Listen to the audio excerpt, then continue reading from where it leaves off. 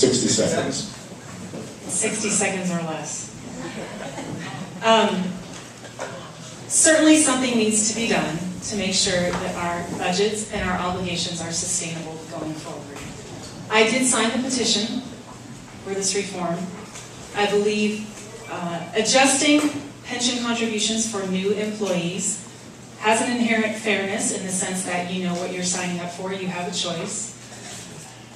And the way that we've been doing our budget for the past, I don't know how long, is not projecting out beyond 1 year. And that allows us to do a lot of tricky things, like putting one rule in for the first year and having it change the years after that. The path that we're on with the budget in the city is simply not sustainable, and we do need to have drastic measures. I appreciate Mr. Adachi's introduction of this measure to bring this conversation into the public forum so that we can have the difficult conversation, the difficult choices, and I support it. But I believe that we will need to revisit.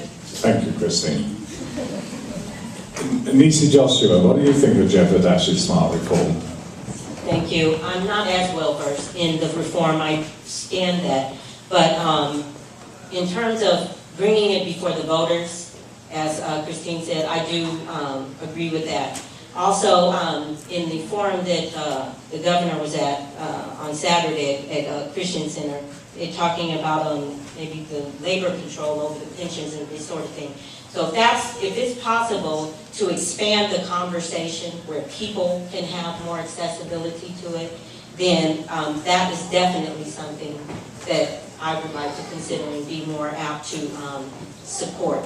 Taking things from a micro control and allowing the conversation to happen with the people. I'm definitely in support of that. Thank you. Thank you, Nisi. Next responder is Lynette Sweet.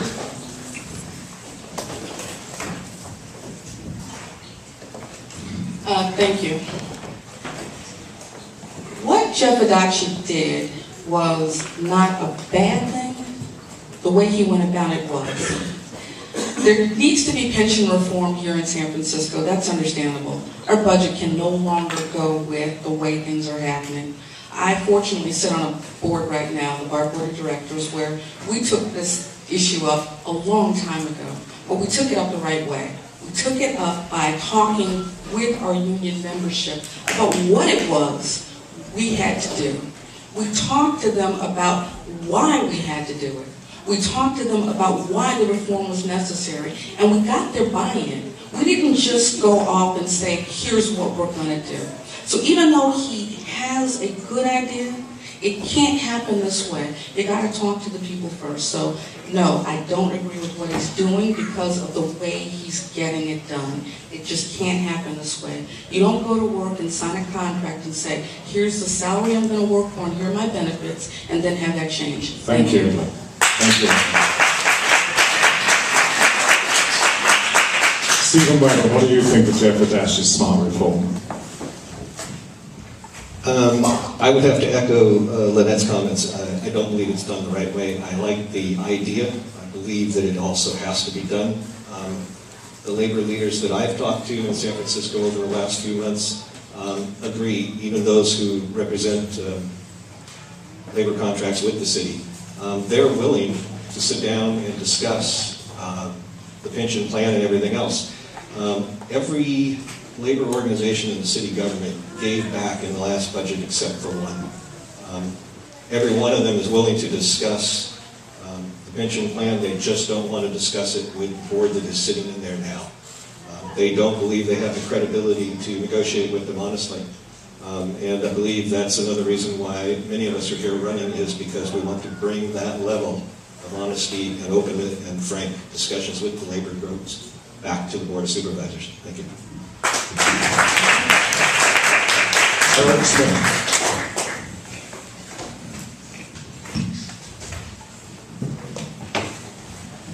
Thank you, Keith. I love Jeff Adachi. Jeff Adachi was on my radio show on KPOO, the community worker, and I had him on. He's been on several times to talk about the, juvenile justice, everything that he does. And I brought him on about a month ago to talk about smart reform. Initially, it looked great. I thought, wow, 1 in 3 San Francisco city employees are making over $100,000. We can knock out hundreds of millions of dollars off the budget every year. Boy, this is looking great. Today's Beyond Cron had an interesting story about Adachi's smart reform. And when I realized that it goes after people's health benefits, that is troubling. Very troubling. I love Jeff Adachi. I think he's a great guy. He does a lot of great work. But I can't really get behind this. I believe if you're going to do something like that, you need to do it from the bottom up, not the top down. He's still a great guy, great public defender, but I'm sorry. Maria Cohen. Yeah, Jeff Adachi is the, thank you, Stephen. Wow, sure. Jeff Adachi is a fantastic public defender, and what he's done is he's brought a very important policy question to the forefront of our mind. I mean, not many of us are thinking about policies and taxes and on a daily basis. Oh, well, some of us might be. Okay. Sorry, just got my tax bill. Okay, she's just got her tax bill. So Jeff Adachi, what he has done is he has taken an approach that has disrespected public process. Public process meaning that you're partnering with your stakeholders and you're checking in, you're finding out what's working, what's not working, and instead he created a policy. He got the signatures and he's putting it down on the ballot. I am not in favor of Jeff Adachi's public pension reform for the simple reason that it would lead to kids having no health care. And also, like Eric pointed out, 1 in 3 city employees are making $100,000, but it unfairly taxes those regressively on the bottom. One more reason why I don't support Jeff Adachi's pension is because it misrepresents. It gives you the implication that all public employees are not paying into their pension, when actually they are paying into their pension, 7.5%, and also given a 5% add back. Thank you. Our final responder is Steve Moss. Well, the group of people that the Adachi initiative hurts the most is us would-be politicians, because we're forced now to talk about an issue that is very complicated in this city. The labor, the unions are rightfully furious. They're furious both because their economic well-being is being attacked, but also because they thought they were friends with Adachi.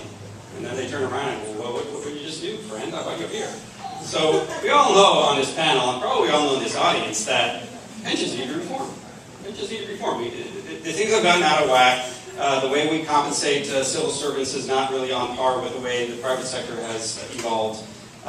There are some distinct problems with Adachi's initiative, and as a policy analyst, they can't escape me and other people on this panel, particularly, again, related to the regressive nature of the health care requirement. I don't know that it will lead people to lose their health care, but it could lead people to lose their health care because they'll have to pay more for their dependents. There's also some poison pills in there about potential litigation and how that would impact unions' future ability to negotiate raises, which maybe isn't so good. So, Thank you, complicated Steve. issue. Thank you. Thanks, everyone.